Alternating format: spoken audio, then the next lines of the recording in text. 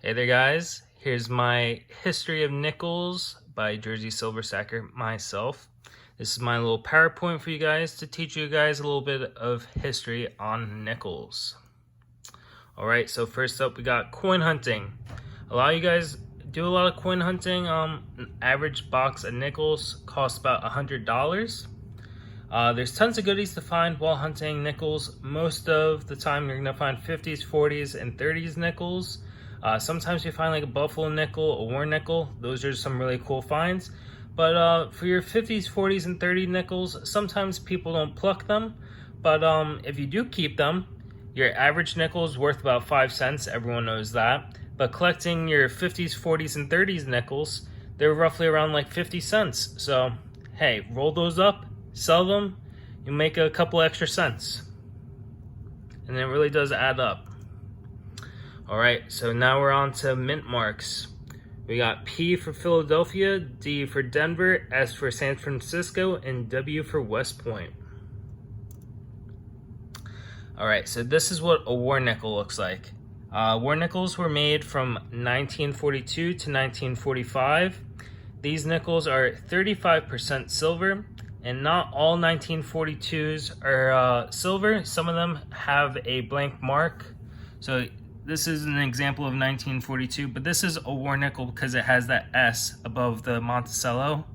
If it was a 1942 faker, it wouldn't have a mint mark right here. It would just be blank. So sometimes you do see those. Hunting a couple boxes of nickels in my past, we have gotten a 1942 faker, as I call it. So it's just kind of disappointing. It's just a 1942 nickel. Nothing too crazy, especially since it's not silver. All right, now we're on to buffalo nickels. These were made from 1913 to 1938. You can still find these while hunting a box of nickels. But sometimes if you get lucky, you can find that date. But a lot of the times, there are no dates or they're super worn off.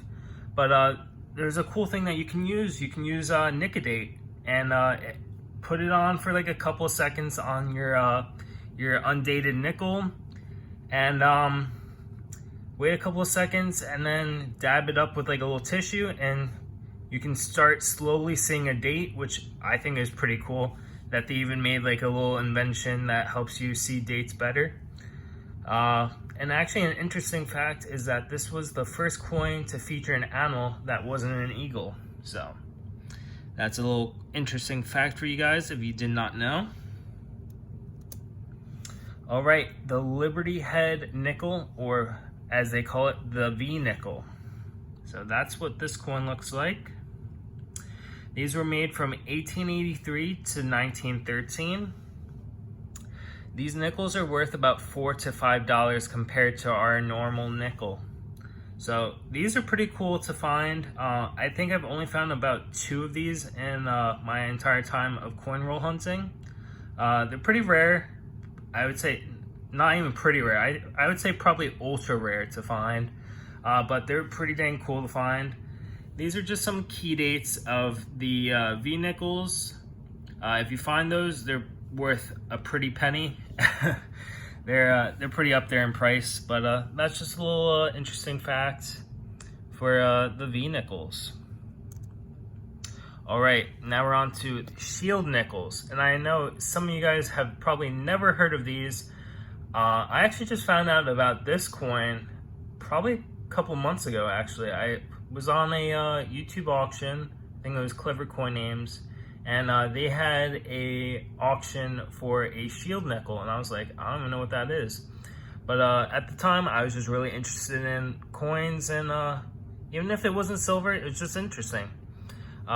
These coins were made from 1866 until 1883. So, I mean, that's an old nickel. And look, the design is just pretty cool. It's got a big 5 on it, and it looks like it has like a harp, or as they call it, a shield on its reverse. The average price of these, even in crappy condition, it's worth about $30. So, hey, that's a pretty expensive nickel, right? Now these, I've never even heard of anyone finding these while coin roll hunting, so I would consider these like top-notch, ultra rare to find. Most of the times you'll probably find them in your LCS or people selling them on Facebook, Instagram, wherever else you might find them, at Mex. Maybe one of your retailers would sell something like this.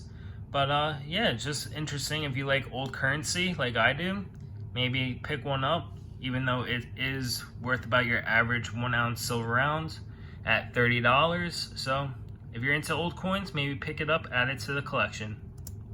And that is it for my little PowerPoint on nickels. Hope you guys all enjoy it. And I'll start up the next one real soon on maybe we'll do dimes next. We'll do dimes, quarters, halves, and then if I get enough information on dollar coins, I will do that as well. Hope you guys all had a wonderful history lesson, and hopefully you guys all like this little video. Later, everyone.